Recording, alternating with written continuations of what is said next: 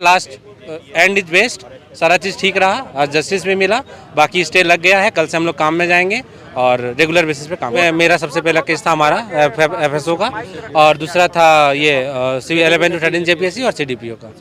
JPSC की तीनों परीक्षा तीनों पे मैंने ये भी कहा कि मैं ये जजमेंट तो 5 मिनट में सारा लिख के ख़त्म कर सकता हूँ, लेकिन कल तक आप लोग जो है परेशान हो रही थी पिछले 2 दिन से सरकार के फैसले के बाद, आज कोर्ट ने आप लोग को के पक्ष में फैसला दिया, क्या रिएक्शन है? क्या जी, हमको अच्छा लग रहा है कि हम लोग कल जो भी प्रोटेस्ट में थे, हम लोग जो भी पिटीशन फाइल किए, कल हम लोग फाइल कर आज ही उन्होंने इसका सुनवाई दे दिया, तो हमको अच्छा लग रहा है। हम लोग पूरा विश्वास था और उन्होंने इतना तुरंत हम लोग को फैसला सुनाया कि हम लोग को अच्छा लग रहा है। भले ही ये शुरुआत हुई है, अभी कोर्ट केस तो बहुत लंबा ही चलेगा, लेकिन कम से कम हम लोग को नौकरी मिल गई, हम लोग नौकरी में जा पाएंगे और हम लोग अपना सबूत दे पाएंगे, बेगुनाही का सबूत दे पाएंगे। आप कोर्ट रूम में थे? जी, हम तो नहीं कहते हैं, 2 ही लोगों को इजाज़त था जाने के लिए, तो सौरभ जी थे और मनीषा जी थे। वो लोग दिख नहीं रहे ना, तो हम बताते हैं आप लोगों को कहाँ पर है। ठीक है, क्या नाम है? जी, मेरा नाम हुआ जैस्मिन करकेटा और मैं फूड सेफ्टी ऑफिसर धनबाद में हूँ। जी, की रहने वाली है? मेरा घर यहीं रांची का है सर।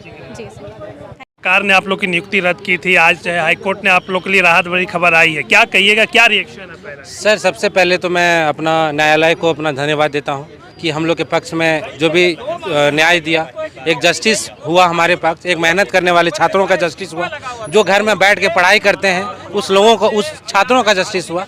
कोई बताइए, एक जो रद्द किया गया था उसका कारण क्या था कि टीडीपीएल का एजेंसी ने कुछ काम धांधली किया, उसकी वजह से ये वैकेंसी को रद्द किया गया था। मैं बता दूं, हमारा एग्ज़ाम टीडीपीएल ने लिया भी नहीं था। टीडीपीएल 2025 में आई थी, उसके बाद हमारा एग्जाम 27 मई 2024 को हुआ था। टीडीपीएल ने बस सिर्फ कुछ रिजल्ट जो प्रकाशित होता है नंबरिंग करके एक्सेल फाइल में रिजल्ट पब्लिश किया था और कुछ नहीं। उस वजह से हम उस बेसिस पे हमारा रिजल्ट को कैंसिल कर दिया गया था, तो वो तो अलग मुद्दा है। लेकिन अगर एक बात बताए, एक बच्चा अगर पढ़ाई करता है तो वो किस हिसाब से बात करेगा? क्या एजेंसी का टिका लेगा वो, कि सिलेबस का टिका लेगा, कि कौन सा एजेंसी करा रही है, क्या करा रही है, नहीं करा रही, उसका टेंशन लेगा बच्चा कि एक एजेंसी के कारण एग्जाम रद्द हो जाएगा? क्या कौन करेगा? जेपीएससी में कोई भी चेयरमैन थे, जो भी थे, उन्होंने कुछ किया भी है तो क्या एक स्टूडेंट का जिम्मेवारी है ये? हमारा क्या मतलब कि ये था, कसूर था जो हम लोग को इस फेज में ला दिया गया था?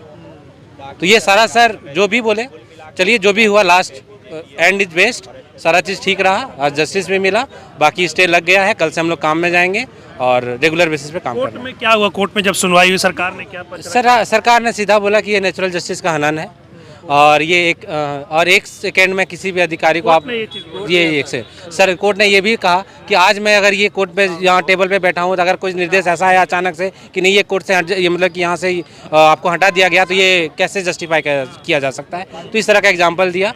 बाकी उन्होंने दोनों तरफ का बात सुना और सर ने ये भी कहा कि मैं ये जजमेंट तो 5 मिनट में सारा लिख के ख़त्म कर सकता हूँ, लेकिन क्योंकि ये इतना 3 दिन से ये मुद्दा छाया हुआ था और हमारे कोर्ट रूम में भी पूरा कोर्ट रूम भरा हुआ है, तो मैं इनका भी पक्ष सुन रहा हूँ और सुन के और उन्होंने ये चीज़ का स्टे का ऑर्डर दिया और बाकी हम लोग अभी खुश हैं। किन नियुक्तियों पर जो स्टे लगा? सर 3 का सुनवाई होना था। उन्होंने एक में मेरा सबसे पहला केस था हमारा एफएसओ का, और दूसरा था ये 11 to 13 जेपीएससी और सीडीपीओ का। जेपीएससी की तीनों परीक्षा? तीनों पे। क्या रिएक्शन है? क्या कल जिस तरीके से आप लोग मायूस 2 दिन से घूम रहे थे, आज क्या? मतलब अचानक से बिना किसी इन्वेस्टिगेशन के, बिना किसी जानकारी के हमें हटा दिया गया। मतलब हमारा गलती क्या था, हमें पता भी नहीं चला। मतलब ऐसा होता कि कहीं किसी भी एक का नाम आया होता कि आप इसमें संलिप्त हैं तो हटाया गया, तो कुछ नहीं, मतलब हमारा बेदाग था।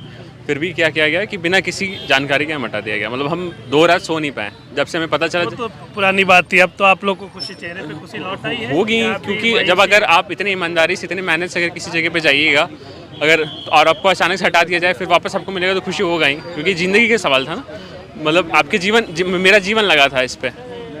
मेरी गलती होती, हटाया जाता तो समझ में आता, बिना गलती का हटाया गया। तो ये अब बहुत खुश हूँ मैं कि माननीय न्यायालय ने ये फैसला दिया है और आगे भी मुझे पता है कि इस वैकेंसी पे कुछ नहीं होगा, क्योंकि इसमें कहीं कोई दिक्कत नहीं है। जी, सरकार जो बोल रही थी एक तरीके से कि धांधली हुई है, टीडीपीएल ने जिस तरीके से सारी परीक्षाओं में उनकी धांधली हुई, इस तरह का आरोप लगा था, जिसके बाद नियुक्ति रद्द हुई। क्या लगता है आप लोग जो है एग्ज़ाम जो है या सारी चीज़ें, नौकरी, आपकी नियुक्ति सब फेयर तरीके से हुआ था? जी बिल्कुल फेयर तरीके से हुआ था। कहा जाता है ना कि दूसरे एग्ज़ाम में ऐसा लगा था, मतलब सिर्फ संदेह के बिना पर पूरी परीक्षा प्रक्रिया को रद्द कर देना ये बिल्कुल गलत था। और जो हम लोग जो कैंडिडेट हैं, है ना, हम लोग का कोई पक्ष नहीं सुना गया, जांच होती, उसके बाद कुछ निकल के आता तो समझ में आता, मगर एक फैसले से पूरी परीक्षा प्रणाली को, पूरी परीक्षा को ही रद्द कर देना, कहीं किसी भी तरह का कोई जस्टिस नहीं था। और माननीय न्यायालय ने आज हम लोग के साथ इंसाफ किया और इस जो हमारी जो परीक्षा पर जो रद्द था उसको स्टे लगाया और उम्मीद है कि आगे भी जस्टिस